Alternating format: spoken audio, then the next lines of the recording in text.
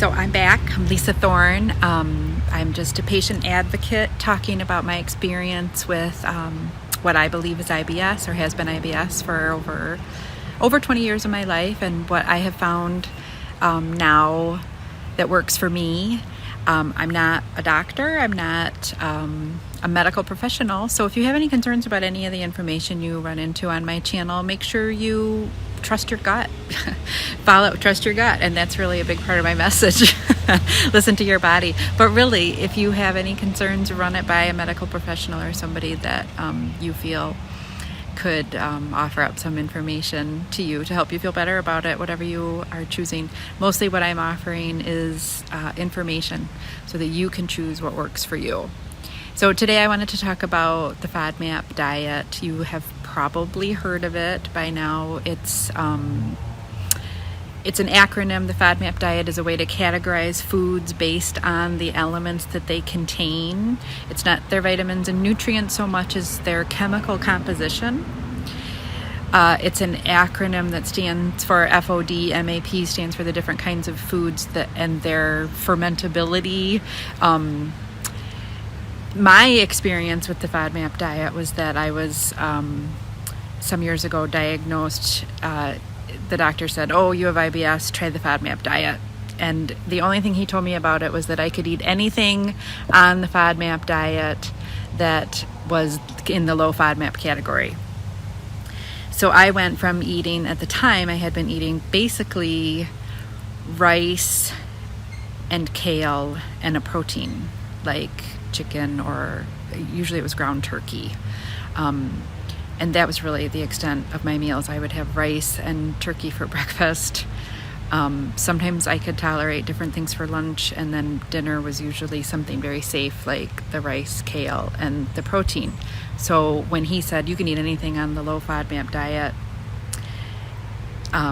in the low FODMAP category, I went for it. And so there were things on the low FODMAP side that I shouldn't have switched to right away, like after eating such a limited diet. So that was a big, huge lesson right there, is those radical changes in our diets. That right there is an issue when you're adding foods or adding different kinds of foods, right? So that's one thing. The other thing is that there are still things on that diet that I don't do well with, and I have figured out it's processed foods. So even though it was, for example, gluten-free bread, the fact that the bread is a processed food, I just don't tolerate it all that well. There are some exceptions to that now because I'm doing pretty well, but I just steer clear of processed foods nearly altogether. So what I mean by a processed food is anything that has like an ingredients list, right? So if it has additives, if it has preservatives, if it has food coloring, if it has sweeteners added, those kinds of things, if it's been broken down from its whole food state, that's just what I consider a processed food. So as I said, there's a couple exceptions to that for me, but mostly I just can't do that. Now, I had an experience with a dietitian shortly after this diagnosis. The doctor said, "Oh, you have IBS, eat FODMAP." That was really the only information I was given. So I studied FODMAP. I'm pretty good about always researching and learning as much as possible. And I found a dietitian, and she was going to help me. And basically, we spent the entire appointment looking up labels on like gluten-free pancakes. I remember that's what it was. She's like, "Well, you should be fine with gluten-free pancakes. You should be able to tolerate gluten-free pancakes."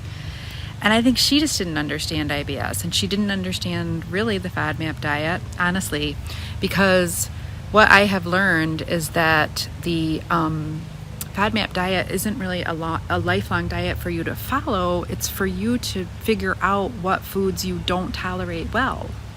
Okay, so that was a missing piece of information for me when I was trying out the FODMAP diet. So it has helped me in other ways. I still will refer to the low FODMAP category sometimes and go and just kind of as a double check, because I don't want to memorize all that stuff.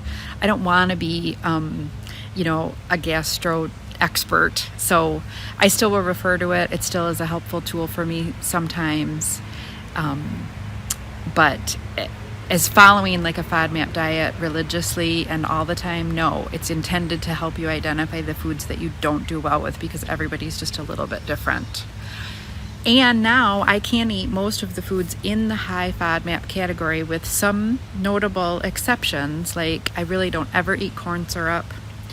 I try to steer clear from high lactose dairy, and I really don't eat sweeteners, additives or additives like gums, like guar gum or xanthan gums. I mean, I can eat those now, but I moderate. I'm just careful with taking those into my body because I know if I have it in too much, in excess, not the band, but in excess, I will not do well with it.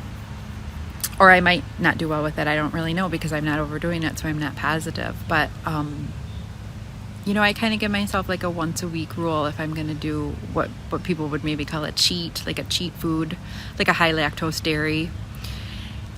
Once a week, just try to give yourself that guideline, or that's what I'm giving myself. That seems to work well for me. So I think I eat a really wide range of foods now, and I can reference the FODMAP diet and figure out what works for me. But it was a long road to get to here. But just know that the FODMAP diet is intended for you to help identify the foods that maybe right now you're not tolerating well. I will also say that when I was in a flare-up state, a lot of the foods that were low FODMAP category that I can tolerate now with no question, I wouldn't have been able to tolerate during a flare-up. So what I could tolerate during a flare-up changes from what I can tolerate when I'm not in a flare-up. So I'm hoping that information is helpful to you. So if you kind of go, oh my gosh, I can never figure out what works for me, or, sometimes it seems like this helps and sometimes it seems like this hurts, like that kind of thing. Well, it's probably true. It's probably true that sometimes you can tolerate certain foods and sometimes you can't. And please don't let that bum you out. Actually, that's really good information. It's telling you the state that your body is in right then. So if normally you can tolerate something and suddenly you can't, your body is telling you something. Your body is saying, hey, not doing well right now, we need to make some changes. So that's how I interpret it anyway. So more on that to come.